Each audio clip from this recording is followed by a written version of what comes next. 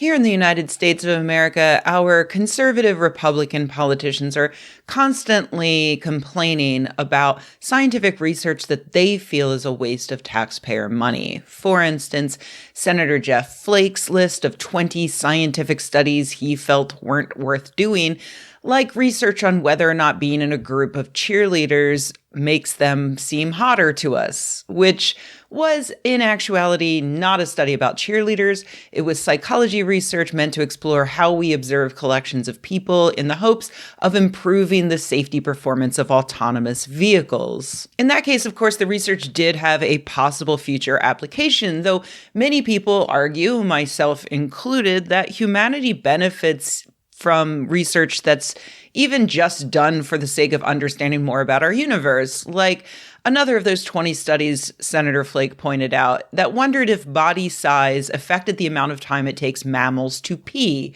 which it doesn't, by the way. We all take the same amount of time to pee no matter what size we are. Except for me, of course, when I'm in a bathroom stall next to someone else, I, for some reason, get nervous that they're going to hear me pee in the toilet that is made for peeing. Anyway, it takes me ages, but not due to my size. My point here is that I tend to look askance at anyone who balks at published research and claims that it's a waste of time and money just because they don't understand why it was done or see the purpose. Until today, I'd like to tell you about some published research that I believe is a complete and utter waste of time and money. The remote intercessory prayer during the clinical evolution of patients with COVID-19 randomized double-blind clinical trial. There are a number of interventions that over the course of the pandemic, we found a lot of scientific evidence to suggest they improved the outcomes of people infected with COVID-19. Things like getting vaccinated before you get it, for instance, treatments like Paxlovid or immune modulators. These things seem to help. What we don't have evidence for, but seems to be used quite a bit by the people who are skeptical of those other treatments, is thoughts and prayers.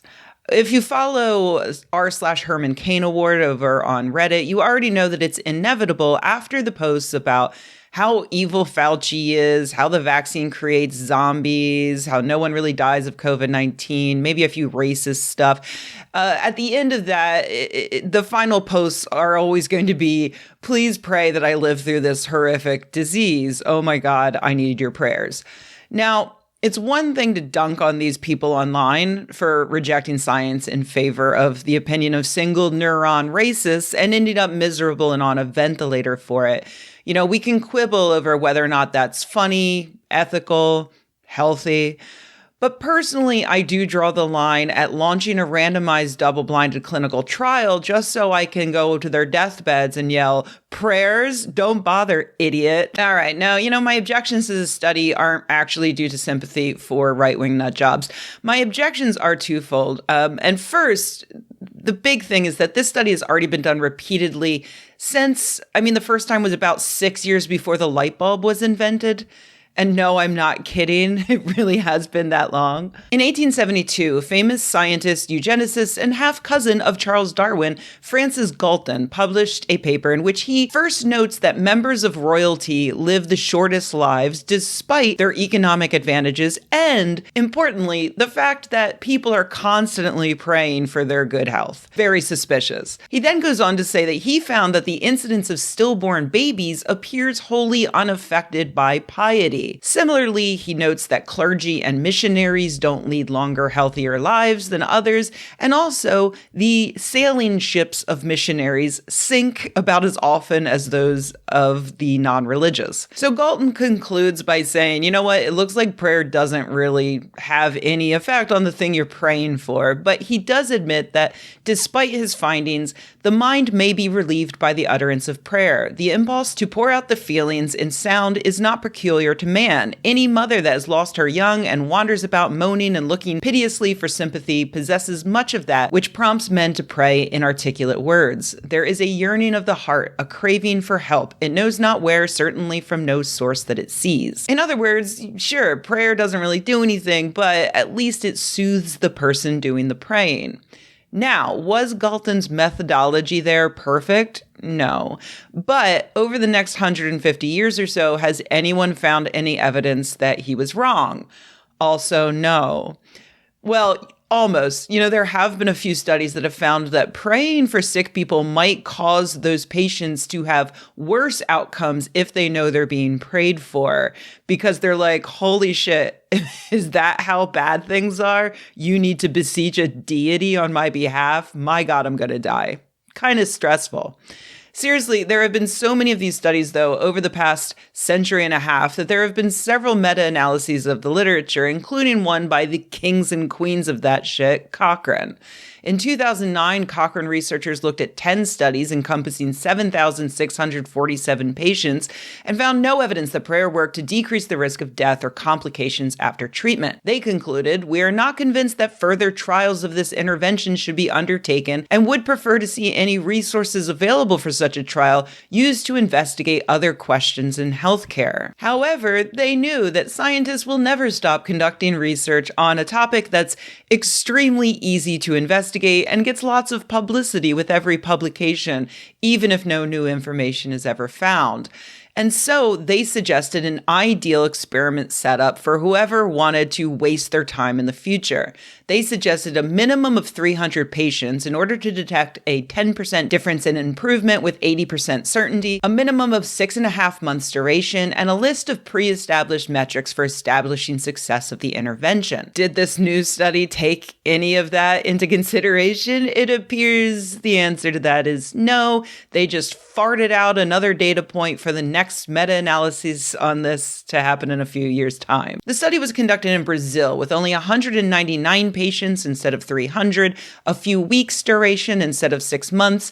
The exact prayers were not specifically scripted out, and the protocols changed halfway through the study when data protection laws changed and the people who were praying could no longer know the initials of the people they were praying for, so they switched to using bed numbers. The result was still the same as every other halfway sane study on intercessory prayer. No difference between the control group and the people who were being prayed for in terms of death, being on ventilators, hospital time, anything. So what did we learn from this? Nothing. Nothing at all.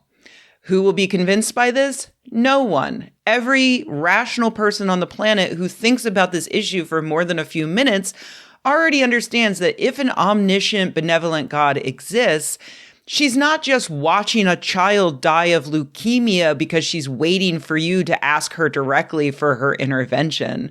That's not benevolent. Everyone else, the irrational, the people who don't spend more than a few minutes thinking about it, the people who just believe in a really angry jerk God, they don't care what this study or the dozens that came before it has to say about prayer. Because, and this is my second problem with this study, it is ultimately not a testable hypothesis.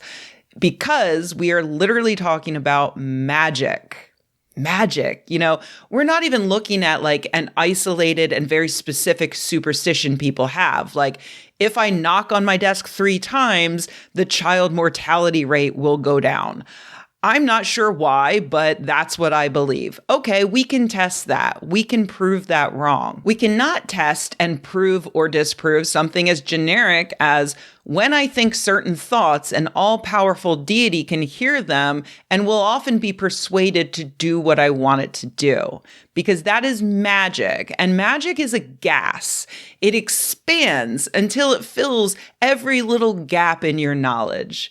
Oh, this study found no difference between people who are prayed for and people who weren't prayed for? Well, that's because, number one, my deity doesn't like to be tested, and so he purposefully did nothing because proving he exists this way would make faith pointless. Or, my deity will only listen if the plea is made by someone who knows and loves the patient, not from a stranger hoping to prove something to scientists. Or, Protestant, you're lucky my Catholic God didn't smite everyone in the treatment group. He's like that, Or I don't know, maybe it's part of God's plan for the people in the treatment group to die. Or what exact words were in the prayers. My deity requires certain magic phrases and words like, in the name of the Father, and amen. And also, please, it's the main magic word. If you don't say it, he doesn't do it. And on and on and on. You cannot reasonably argue with any of those points because your initial hypothesis is just as ridiculous. A random person in another location thinking once per day, I hope the stranger in bed number 68834 doesn't get ventilated, will actually prevent that patient from being ventilated. I'm sorry, it's stupid. Money and time and energy was spent on this, and it's absolutely pointless. Meanwhile, not only do we have those dozens of studies already showing no benefit to prayer, but we also have a lot of other data points you can just think about for a few minutes. Like a 2017 Gallup poll found that 73% of the Swedish population is atheist or agnostic compared to 39% of Americans. Sweden's infant mortality rate is 1.716 deaths per 1,000 live births, and the US's is 5.6 deaths per 1,000 live births. So is Sweden's minority Christian population just way better at praying than the American Christian majority? Or does God just hate American babies? What is it? Or, there's the fact that many studies show how religious people were negatively affected by COVID-19. For instance, this 2022 paper found that declared attendance at religious services is related to more COVID-19 infections and deaths. Or this study from 2021 that found that compared to Christians, Muslims, and Jews, those who affiliated with no religion had the lowest risk of COVID-19 related death before and after lockdown. Anyway, my point is this. Charles Darwin's eugenicist half-cousin had it right way back in 1870 whatever. It's pretty damned obvious that prayer is not an effective way to manipulate the universe to your benefit. But if it makes you feel better, if it brings you some comfort in times of stress, then great, go for it. Knock your socks off. Just don't pretend that prayer is the answer to our large systemic problems. In those cases, you're slightly better off voting.